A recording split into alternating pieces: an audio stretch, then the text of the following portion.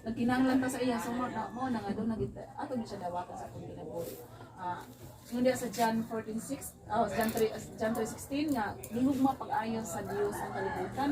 So wala exempted din nga siya ra kay sige na magsimba siya ra gidulo sa Ginoo dili oy. Ang Ginoo ni ari sa kalibutan sa mga makansala. Akong diligit mo. Ako kang dawaton sa akong kinabuhi karon. Isip Dios o personal nga manluluwas.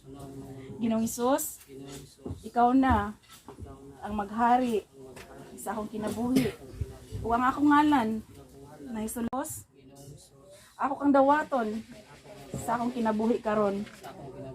Isip Dios o personal nga manluluwas. Ginoong Hesus, ikaw na ang maghari sa akong kinabuhi. O ang akong ngalan na Hesus.